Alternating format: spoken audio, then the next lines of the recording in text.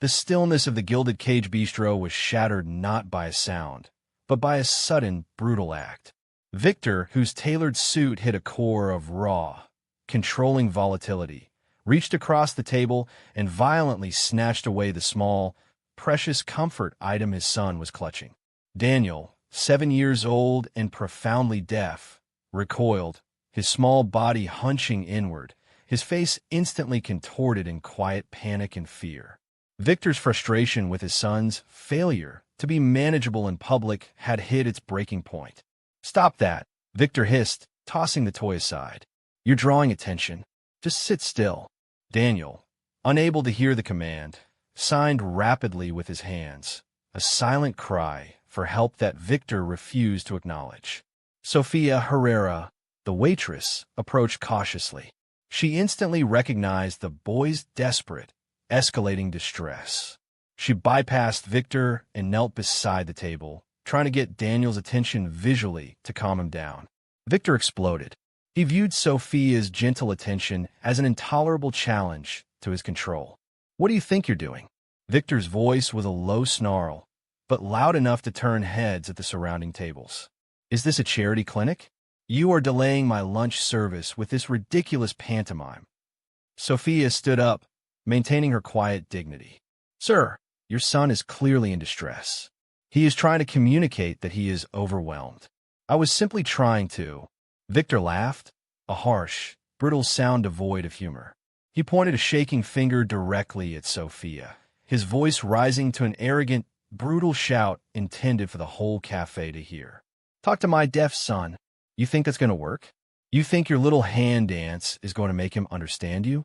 He can't read your stupid gestures. Just bring him the chocolate cake we ordered and get out of here. Stop trying to be special." The cafe, loud moments before, was instantly silenced. Patrons froze, witnessing the raw public humiliation. Victor stood, triumphant in his cruelty, having asserted his power and control over the situation. Sofia's eyes, usually warm, hardened with a cold, intense fire. She looked at Victor, then back at Daniel, whose face was now screwed up in quiet, desperate tears, his tiny hands desperately covering his ears. She ignored Victor completely. She turned back to Daniel and dropped to one knee again, deliberately placing herself beneath Victor's towering arrogance. She did not use English. She did not use her notepad. Her hands moved with a swift, fluid grace, communicating a language that bypassed Victor's shouting entirely. "Está bien, Daniel," she signed, her expression unwavering, her hands flashing the words calm. "Safe, I see you. Que pastel quieres, Carino? El de chocolate o el de fresa?" Daniel's small, overwhelmed face shattered. His eyes, wide and lost moments before, lit up with shock, profound relief, and instant recognition. He stopped covering his ears. He looked straight at Sofia. Victor stood frozen, his mouth slightly open, the arrogance draining from his face as the full, shocking sound of the communication hit him. Not a sound he could hear, but a language he could see, performed by the person he had just cruelly mocked. Daniel's hands moved instantly in reply, a cascade of rapid, complex gestures revealing his precise distress. A detailed, private communication that flowed smoothly between the boy and the waitress.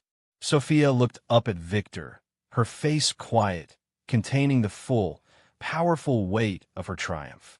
The language barrier was not Daniel's. It was his father's. Victor had just been publicly and brutally silenced by his own ignorance.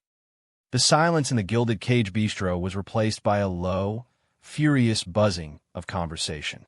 Patrons began whispering, their gazes shifting from Victor's frozen, pale face to the intimate, quiet communication happening between Sofia Herrera and Daniel.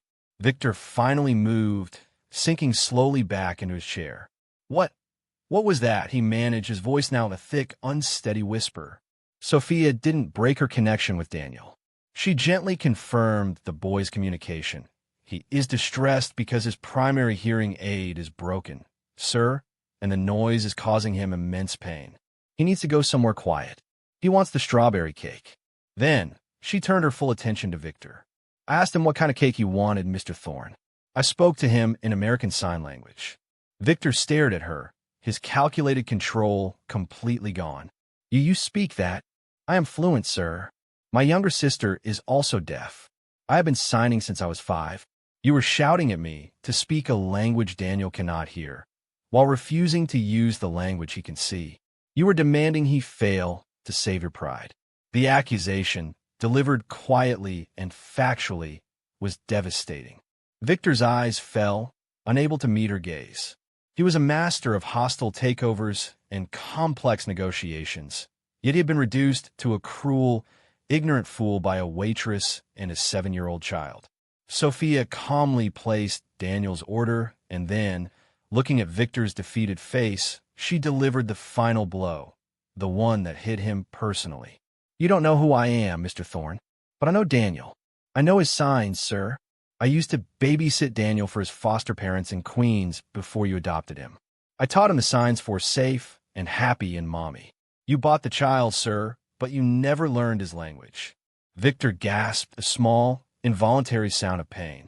He had gone to elaborate lengths to erase Daniel's past, to acquire the boy and mold him into the perfect son his wealth demanded.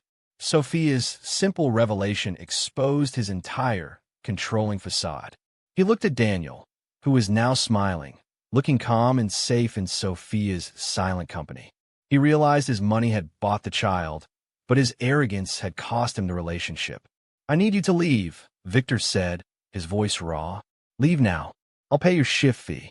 Sofia nodded, her compassion visible now beneath her anger. I will bring the cake, Mr. Thorne, and then I will leave. I hope you learn to listen to your son. Victor sat paralyzed, watching Sofia walk away.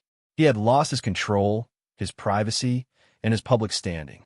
He paid the bill, grabbed Daniel's hand, and rushed out of the cafe, fleeing the scene of his profound moral failure. Back at his sterile, expensive office, Victor collapsed onto his leather sofa. He had to know if Sofia was telling the truth. He accessed Daniel's sealed adoption file, bypassing security protocols with desperate speed.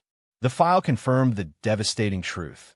Sofia Herrera was listed as an emergency contact and primary caregiver for Daniel's previous foster family. Her testimony was true. She knew Daniel's intimate, personal history. Victor covered his face with his hands, his composure shattering completely. He had spent his immense fortune on security, on control, on building an image of infallibility, but he was completely vulnerable to the raw, honest, human reality of his son. He had purchased a child and then, through sheer, toxic pride, refused to learn the most essential language of fatherhood. I failed you, Elena. Victor choked out, thinking of his late wife. I failed him. I'm a failure. He knew what he had to do. He couldn't send money. He couldn't send his assistant. He had to go to her, stripped of his pride and his power. The search for Sofia Herrera was a desperate, chaotic, and necessary humbling. Victor drove his own car through the city's humble, residential neighborhoods, a billionaire lost in a world he had long ignored. He checked every cafe, every church shelter, every community notice board he could find. He finally tracked her down to a small community center on the edge of the financial district, where she was volunteering, teaching basic sign language to parents of deaf children. Victor stood in the doorway, his expensive suit now wrinkled, his face marked by 2 days of guilt and no sleep. He saw Sofia, patient, laughing, her hands moving with graceful, quiet purpose. She looked up and saw him. Her smile vanished. She excused herself from the class and approached him, her face guarded. Mr. Thorne, why are you here? Victor couldn't speak the calculated words he had rehearsed. He was too broken. He fell to his knees on the polished floor, ignoring the pain and the curious stares of the parents. Sofia, he whispered, tears finally falling, hot and thick on his cheeks. I was cruel. I was ignorant. I was wrong. I apologize for the public humiliation, for the arrogance, for the cruelty. I truly believe my money could fix anything. Sofia stepped back slightly. Your apology doesn't fix Daniel, Mr. Thorne. It only fixes your conscience. You hurt him. I hurt myself more, Victor countered, looking up at her, pleading. I failed in the way I failed his mother. I bought him a life, but refused to learn the language to live it with him. I saw you sign. You gave him peace, Sofia. I haven't been able to give him peace in a year. What do you want, Mr. Thorne? I want to be his father, Victor confessed, the words raw and difficult. I need to learn. I need to know his language. I need you to teach me. I need you to come back, Sofia. Not as a waitress, as Daniel's communication specialist, as my tutor. I need you to teach me how to be his father. Sofia looked down at the humbled billionaire kneeling before her. She saw the genuine pain, the shattering of the fortress he had built. You realize what you're asking, Mr. Thorne? You're asking me to enter your life, your chaos, and rebuild something you deliberately destroyed with your pride. I know the risk. I know the cost. I will pay any price you name. I just need you to teach me how to say I love you to my son in a way he can understand. Sofia wiped her eyes. There is only one price, Mr. Thorne. You have to understand that language is the foundation of trust. If I teach you, you must promise to dedicate yourself completely. No more pride. No more control. Just honesty. I promise. I swear it. Sofia reached out, not to help him up, but to gently place her hand on his shoulder. Get up, Mr. Thorne. The first lesson is humility, and the second is patience. Victor returned to his office, but his world was fundamentally changed. He hired Sofia immediately, at a salary that recognized her invaluable skill and moral worth. He converted his sterile office into a study, preparing for the hardest education of his life. The next day, the first lesson began. Sofia, firm but patient, started with the basics, moving slowly through the alphabet in simple words. Home, safe, father, love. Victor was clumsy, his hands stiff and hesitant, used only to commanding, not expressing. He grew frustrated quickly, slamming his hand down after failing to form the sign for ask. I can't do this. Victor snapped, the old anger surfacing. It's too slow. I command billion-dollar deals in minutes. Sofia simply signed a word slowly. You have to slow down, Victor. You have to live in his time. The use of his first name, the first sign of genuine, non-corporate interaction, stopped him. He saw the truth. He couldn't conquer this language. He had to yield to it. Months passed. The office no longer hummed with financial stress, but with the quiet, rhythmic motion of signing hands. Victor's vocabulary was growing, moving from simple requests to complex emotions. Daniel was thriving. Sofia's presence had brought peace and stability. He was enrolled in a special school, and his engagement with his environment had skyrocketed. He now spent time in Victor's office, no longer covering his ears, but watching his father's clumsy, sincere efforts. One afternoon, Daniel watched Victor practice the sign for I am sorry. Victor struggled with a complex hand shape, frustration mounting. Daniel, seeing his father's distress, wheeled over and gently placed his own hands over Victor's, guiding the movement. He completed the sign for I am sorry perfectly, then followed it with the sign for I forgive you. Victor gasped, tears rushing to his eyes. That one exchange, a word of confession, answered instantly by a word of grace, was the most profound communication of his entire life. I am sorry, Daniel. Victor signed, tears falling onto his hands. I'm so sorry I didn't learn sooner. Daniel smiled, a pure, radiant smile that melted Victor's heart entirely. The final scene took place 6 months after the first lesson. Victor, Daniel, and Sofia were having lunch, not at the sterile cafe, but at a quiet, sunny spot overlooking the ocean. Victor ordered for them, then turned to Daniel. He signed quickly and clearly. How do you feel about the strawberry cake today?